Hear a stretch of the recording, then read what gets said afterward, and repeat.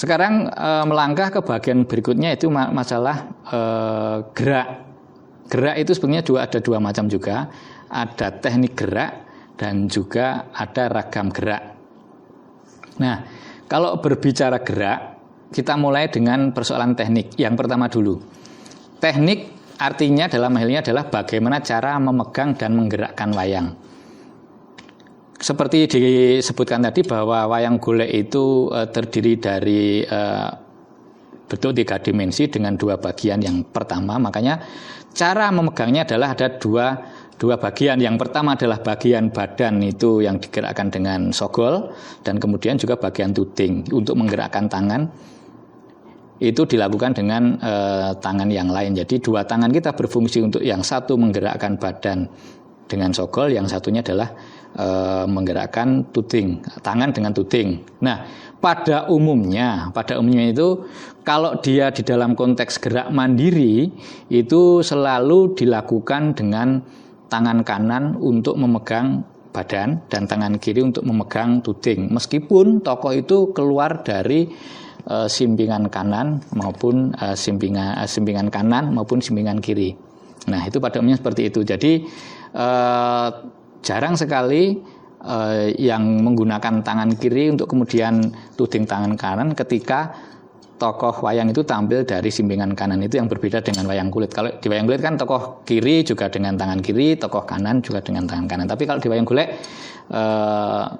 satu tangan kanan ini akan berfungsi untuk menghadirkan wayang baik dari sisi kanan maupun dari sisi kiri. Itu masalah teknis. Nah, kemudian sekarang ragam gerak. Ragam gerak wayang golek menak itu secara umum dibagi menjadi 2. Yang pertama adalah ragam gerak ragam gerak yang terikat dengan iringan atau itu terpola, dan juga ragam gerak yang tidak terikat dengan iringan atau tidak terpola. Nah, kenapa disebut seperti itu? Karena ragam gerak terpola itu dia terikat dengan iringan. Jadi gerakan-gerakan itu nanti akan terkait erat dengan bentuk iringan yang digunakan. Itu ada beberapa macam di situ, nanti di bagian lain akan saya sebutkan. Untuk bagian ini saya akan menjelaskan tentang ragam gerak tidak terpola. Nah, ragam gerak tidak terpola itu ada bermacam-macam. Itu yang paling sederhana adalah gerakan kepala. Gerakan kepala itu hanya menggeleng, karena memang dia mampunya yang menggeleng, jadi hanya gerakan menggeleng ke kanan dan ke kiri. Kemudian gerakan bernafas itu seperti ini, ya. Ini yang badan, dan kemudian gerakan-gerakan yang kemudian itu merupakan ragam gerak yang memang secara spesifik nanti mesti ada strukturnya atau ada kaitannya dengan gerak yang lain. Misalnya adalah yang paling sederhana adalah gerak berjalan.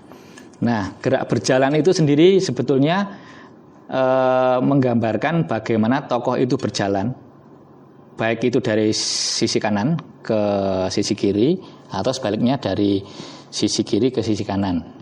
Nah, seperti ini. Nah, gerakan yang paling sederhana adalah kita perlu tunjukkan dulu pertama tekniknya, yaitu bahwa untuk memegang sogol itu kita butuhkan yang 3 jari, yaitu ibu jari, jari telunjuk dan jari tengah itu memegang bagian bokongan, itu istilahnya yang bagian ini. Dan kemudian untuk menggerakkan sogol itu kita menggunakan dua jari. Nah, seperti ini. Nah, nanti fungsinya adalah bisa seperti ini, bisa seperti ini. Jadi ibu jari dan telunjuk itu memegang bokongan, dan kemudian yang ketiga jari tengah sampai kemudian di kelingking itu memegang sogol. Seperti ini. Nah, itu untuk badan. Nah, untuk tuding itu adalah dengan tangan kiri posisinya seperti ini, di tempat seperti ini, dan kemudian ini bermacam-macam itu sesuai dengan kepentingannya. Nah, salah satu yang paling sederhana dan itu kemudian perlu untuk dikuasai adalah gerak berjalan. Gerak berjalan itu adalah membuat gerakan untuk mengandaikan tokoh itu berjalan.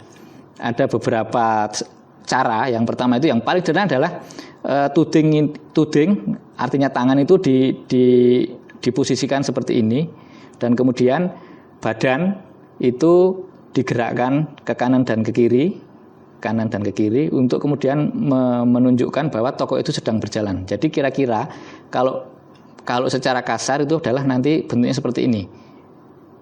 Nah, ini tudingnya ini dalam posisi yang dia tidak bergerak sama sekali. Yang bergerak hanya badannya. Ini. Tetapi bisa juga tangan dan badan itu digerakkan secara bersama. Ini yang paling sederhana seperti ini. Nah, untuk lebih memberikan kesan hidup itu kemudian diberi istilahnya greget. Greget itu adalah untuk menunjukkan bagaimana ada titik berangkat dan titik pergi itu sebetulnya dilakukan secara bersamaan. Jadi nanti hasilnya kira-kira seperti ini.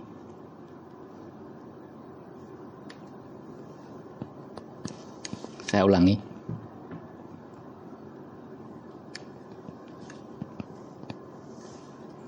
Sekali lagi.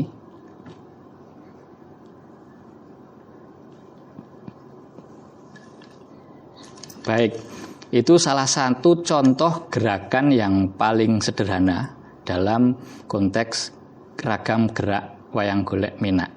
Untuk di pertemuan berikutnya nanti akan saya jelaskan lebih detail bagaimana kemudian satu ragam gerak itu nanti juga akan berkait atau berhubungan secara struktur gerak itu dengan gerakan-gerakan yang lain.